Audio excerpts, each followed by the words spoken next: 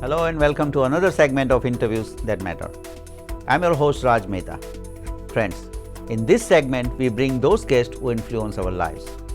This includes elected officials, policymakers, heads of major organizations and other dignitaries. It is my sincere hope that the knowledge brought in by these guests will help our community. Today we have such guest. He is a second-term county executive of Westchester County and also running for the state governor for the state of New York. Let's meet County Executive Rob Astorino. Sir, thank you so much for coming to the show. Appreciate your time. You were a media host, like you were a radio host, you were a TV host. How did you get into politics? You know, well, politics and broadcasting for me always went hand in hand. And it's interesting how it actually started because when I was in high school, and I grew up in Westchester, born and raised there, I got sick. I had mononucleosis. So I was out of school for 6 weeks in 10th grade, and my spleen was very enlarged, so I couldn't play sports anymore. And some of my friends, when I was homesick, came over and said, "We'd like to run you for sophomore class president." Oh, wow! Said, okay. All right, why not? So I did, and I won. And at the same time, I came up with an idea of doing a high school sports show, which was really ahead of its time. You know, on MSG Varsity, you have on Cablevision, but it was way ahead of its time. And so I started doing that, and I just fell in love with TV. And my career has been radio and television on the air, as well as in management. I was hired by Disney in 2001 to launch ESPN Radio in New York City, which we did, and had a lot of fun doing that. And then I was hired in 2006 to launch programming the Catholic Channel on Sirius XM satellite radio. And then I got elected full-time. In 2009, I got elected county executive in Westchester. Wow, congratulations. Yeah, thank you. But how did you get into politics? Like, who was your mentor? Well, I don't know if anyone was a mentor, but I would say when I was growing up in high school in the early to mid 80s, Ronald Reagan was president. Right. And like so many other kids my age, teenagers or young adults, just getting active or just understanding what was going on in the world, President Reagan to me was this affable, smiling leader. And he really talked to me in many ways. You know, I really loved what he stood for. Right. And that's how I got involved as a Republican and got active in my own community and have been active ever since. Wow. Wow. The first time you ran for election in what, in the early 90s? First time I ran was 1989. 1989. As a school board candidate. And I was a senior at Fordham University. Wow. And another, some of my neighbors who their kids were very involved in the football team at Westlake High School where I went, and where I had, after I got sick, then started doing the shows and was involved, and I was announcing games, not just our own high school games, but on Cablevision I was announcing the game of the week. So I was very active and involved with a lot of the parents. Wow. And so they had asked me to run for school board, which when I was done laughing, they said, "No, we're serious." And I ran and I won at 21 years old. Wow. And I served a couple of years, and then I was asked to run for town councilman, which I did, and got elected in 93. And so, or 91, I got elected to that.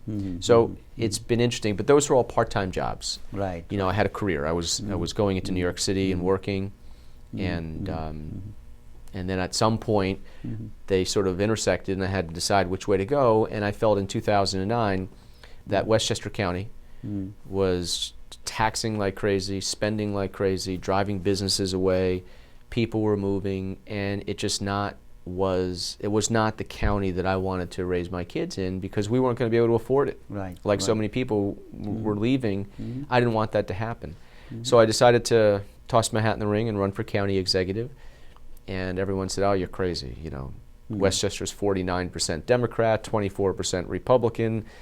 The guy I was running against was an entrenched incumbent, Democratic machine, bags and bags of money he had for his campaign."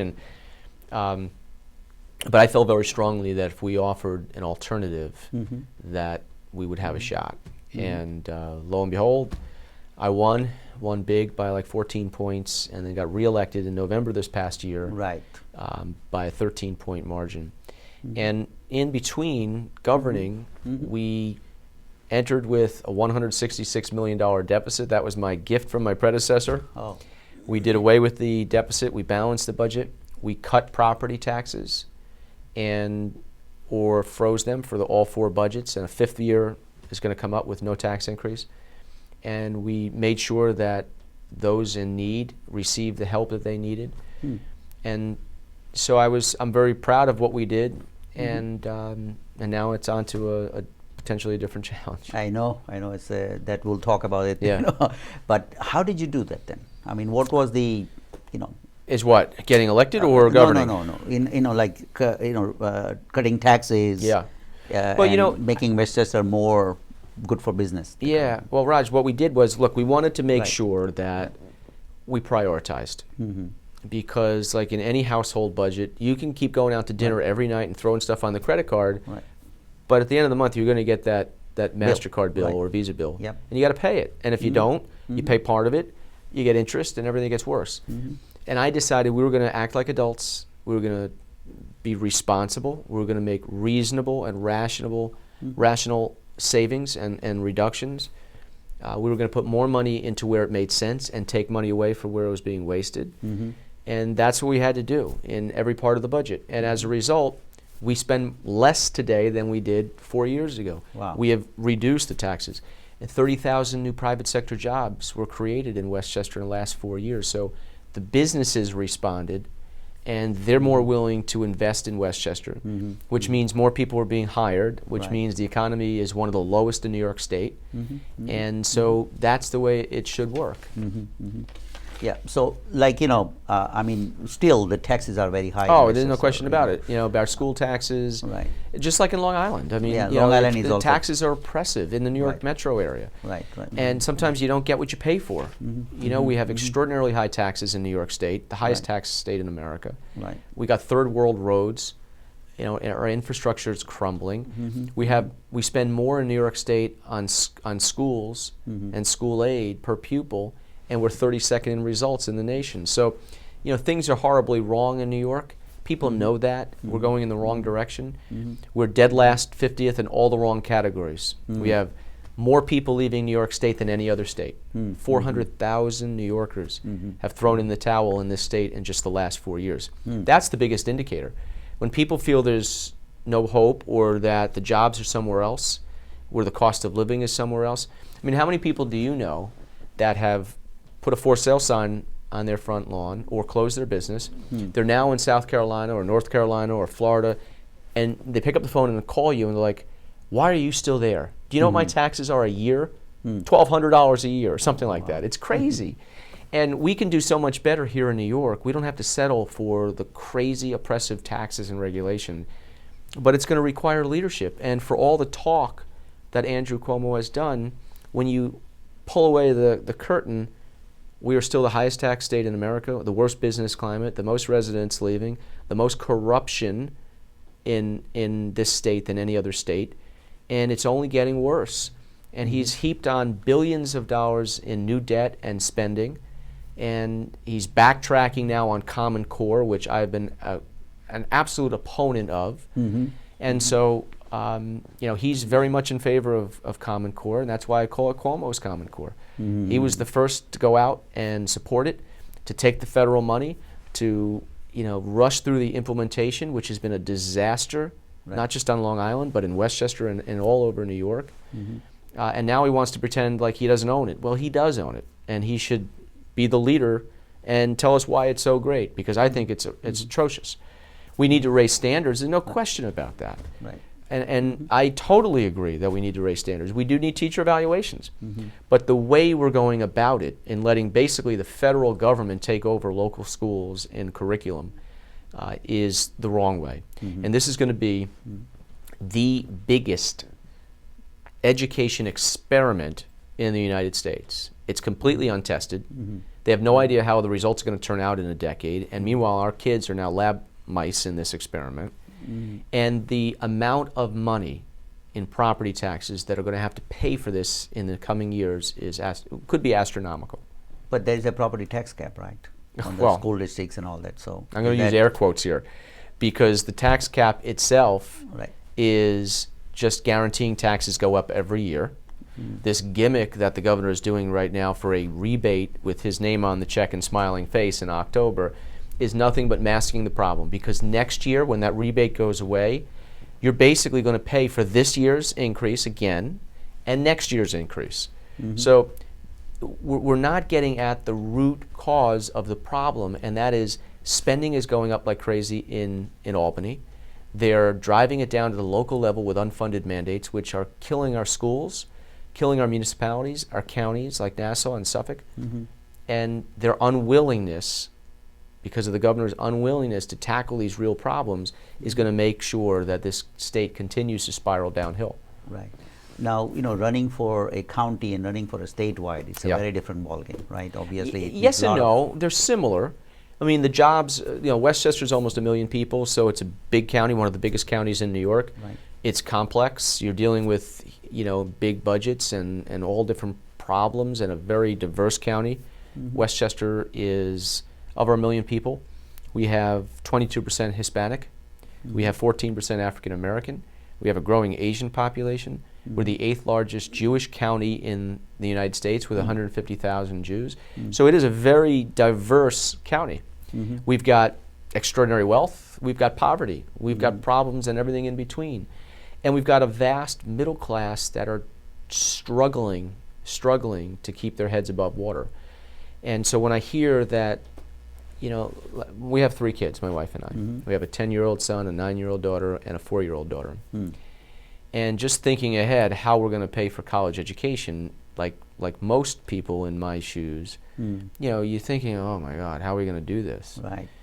And to hear the governor come out with a plan to use our tax dollars to give college education, free college education to prisoners, while parents all across New York are struggling to put money in a 529 account, who are refinancing their home to pay for college education for their kids, whose kids are going to come out of college with massive debt and maybe no job.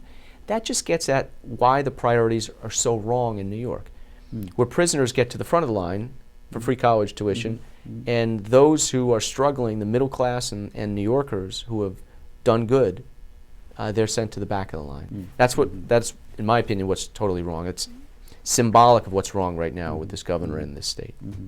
No, what I mean by statewide is like basically it requires like governors. Big state. It's a big state, and governors already having huge amount of money in his coffer.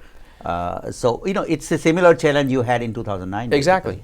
Exactly. Right? I mean, but that was a county. Yeah, wide. it's a little different going from Riverhead to Buffalo. Right. Yeah. But the challenges are the same. People in Nassau or Suffolk have similar concerns about where the state is going, about education, about crime, and certainly about taxes and jobs, as someone in Binghamton or Buffalo or Bangor, which is in the North Country. So it's similar, and I hear the same kind of issues everywhere I go. And I mean, there's regional differences here and there, but the common theme is basically all the same. We can't make it anymore in the state, and it's become like a prison sentence now to live in New York. That's what I hear from people. 2 more years, kids are out of college, and I'm out of here. Or I'm retiring in 3 years, and we're going to Carolina or Florida because this is crazy here. Right. And to me, as a born and bred New Yorker, I'm very proud to be living in New York. I love this. I truly love this state. Right. And it's embarrassing to see how far we have fallen as a state against all other states. We're losing now. And it's a question that I ask every New Yorker. It's a simple question, but it's not a rhetorical one because it has to be answered, and the answer will be in November. As a state, under this governor, are we winning or are we losing? When the Islanders play, you either win or you lose, right? Right. It's the same thing.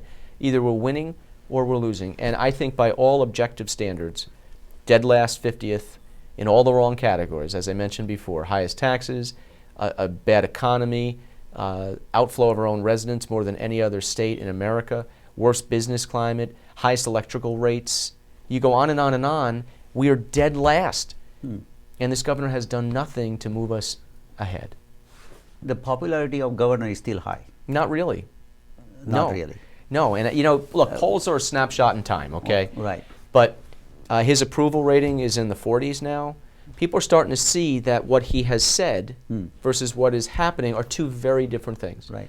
And you know, look, you could measure what we did in Westchester. Our budget is in real dollars less today than it was 4 years ago. We have reduced the property tax levy or froze it 4 straight years with a 5th coming. That's measurable. Right. You know, we have our unions now that were part of the solution. They're all paying for health care for the first time ever. So we've made real changes that people in Westchester understood, realized it was getting better, and they reelected me by a large margin. In New York, I don't know who's walking around and saying, you know, New York is doing great. You know, businesses are flourishing, and that might be the case in some areas, of course. Certainly you see that in parts of New York City. But Adecco just is leaving the Suffolk-Nassau border. They're going to Florida. They're going to Florida. And many other companies are doing the same because it's nearly impossible in New York to really advance and to expand because New York State makes it so difficult to do that. So, you know, like you see the advertisement all the time in the TV, right? That Startup New New York York. State is Startup New York, like a second in the country. Look, so what is so here's the deal. what is the truth? This whole Startup New York campaign Right. is just one big taxpayer abuse by this governor to help his political campaign. And why do I say that? No. Because this ad has been running in one shape or another for a year now or more, spending tens of millions of our dollars to promote himself, basically. So we've been asking, and everyone's been asking, show us all these businesses. If you're proud of it, show us all these businesses that have come in. Let's see all the application forms, the name of the companies, where they came from, and how many jobs were created. And the answer is basically none. And you know why? Because business doesn't operate this way. Under this startup plan, hardly anybody qualifies. Wow. You have to be a specific type of industry that only the governor is picking on a specific, located on a specific piece of property. That would be a SUNY property. Wow. And then if you meet all these qualifications, then maybe you get a tax break. Well, what about all the other businesses in New York that are already here? Right. That are struggling, that are paying their taxes, paying enormous taxes, that are had to lay off employees because they can't make it. So a new industry comes in that's their competitor, locates across the street, and they're tax-free, while the other businesses is not. What about all the vast middle class and all the small business owners that are getting harassed every day by New York State, all the agencies that come? Now, you know, if you ask a deli or if you ask a small business or anybody, are you happy when a New York State government employee shows up at your door or you get a letter from New York State? You think that's going to be good news? No. It's not. It's going to be a fine. It's going to be an inspection. It's going to be making it difficult to do business. Those are the things that we've got to really start working on, and then businesses will start to flourish and take a chance again, not these gimmicks that the governor is doing. So that is the reason why you think the economic condition is worsening in New York. Like, Absolutely. You know, second in New York, second in the country is probably not the right statement then.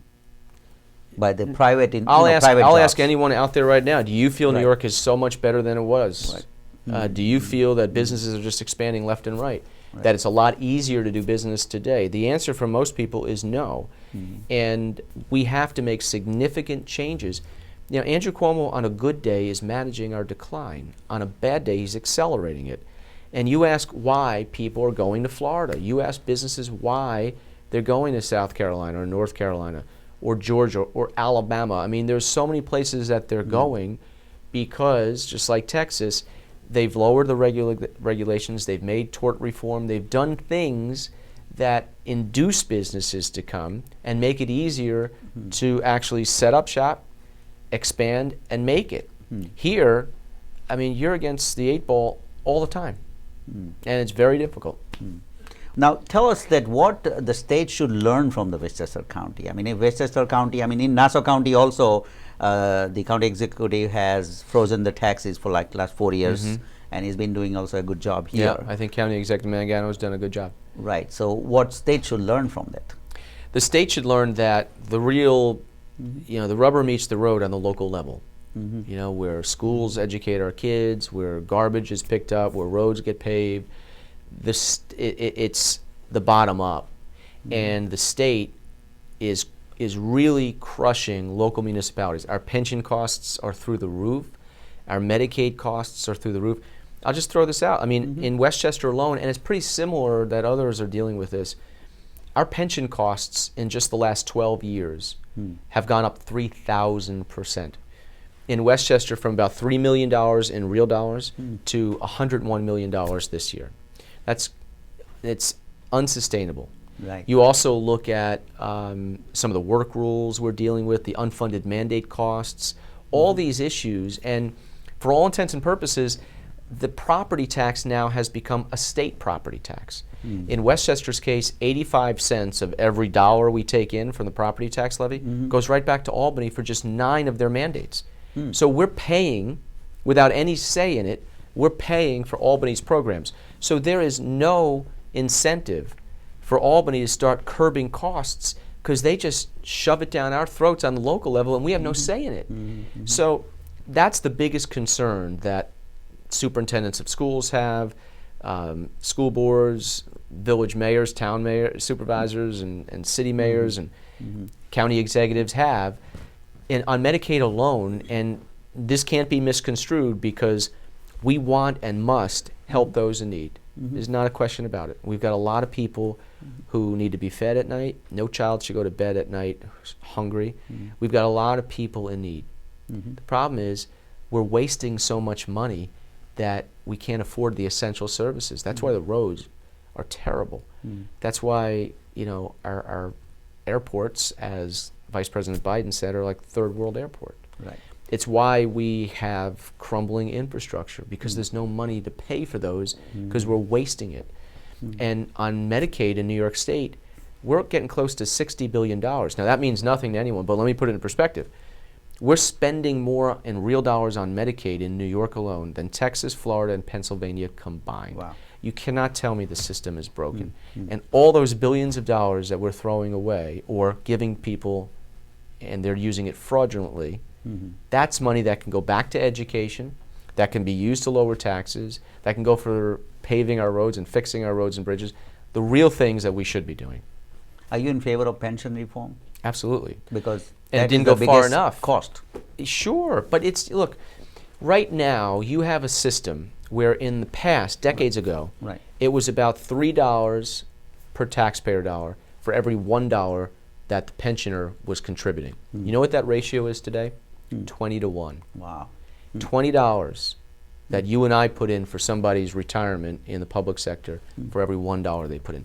That is Detroit in the making. That's why these cities are going down and going bankrupt. And on paper, we're probably all bankrupt. And unless we fix that and deal with it, because there's not a lot of pavement left to kick the can down the road, that's why we're losing as a state. We're not dealing with these issues. And so the options are bad. Raise taxes, which we can't be doing anymore. We're already the highest taxed. Or cutting services, which is a bad option because that means layoffs, and we don't want to be laying people off. It means not fixing the roads and bridges.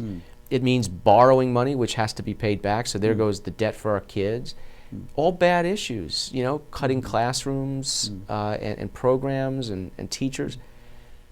We're not going after the real issues, and that's the other option. Get these unfunded mandates off our back, cut expenses in Albany, and you'll see that the local municipalities and schools and everything will have a much easier time at accomplishing what they need to do without draconian cuts or raising taxes. Most of the, I mean, all of the viewers of her show is from South Asia.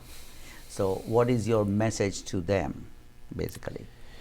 Well, first of all, I am very proud of our immigrant population in New York and in our country. Immigration reform is necessary, and it's been often mishandled and just not dealt with in Washington. But we're compassionate people. We are certainly a state of immigrants, and I'm proud of that. And our Asian population, certainly in the New York metro area, is thriving. A lot of small business owners. You have been very successful, clearly. And the same thing in Westchester, where we're very proud. So you always have a home here in New York. We will welcome you with open arms, and we want you to succeed. So that's why I'm running, for everybody. So you want to start a business in New York, God bless you, and I want to make it easier for you to do that, because when you're successful, we're all successful. Right. Now, we obviously we don't have too much time, but I wanted to ask you that if, let's say, obviously, if you become a governor, Yep. what will be your first priority? First priority is to start attacking these taxes. Okay. I mean, it's so oppressive. Right. And we can do things about it, and not just tinker around the edges. We have to do what some of the other states have done in a bold way, and they've had enormous success. They've reaped the benefits of that. It's tough because you're tackling the status quo, Right. but without it, we're going to keep getting what we're getting, and that's more and more people leaving in droves, more businesses failing, just an inability to sell your home because who's going to buy it? They can't afford it. Right. Senior citizens going back to work simply because they've got to pay taxes. I mean, that's what it looks like. A senior going back to work doesn't want to, feet hurt, standing behind the counter at Home Depot or Target because they want to age in place in their home, Right. but they don't have the money to do it anymore, so they got to go back to work to pay these crazy taxes. Or a family leaving this area in a U-Haul to go to Arizona or Texas. That's what losing looks like, but we got to change that. Yeah, tax is the biggest issue, of the Yeah. state. In order to attract other businesses in New York, that Yeah. is the biggest issue anywhere. That's right. Right. So, I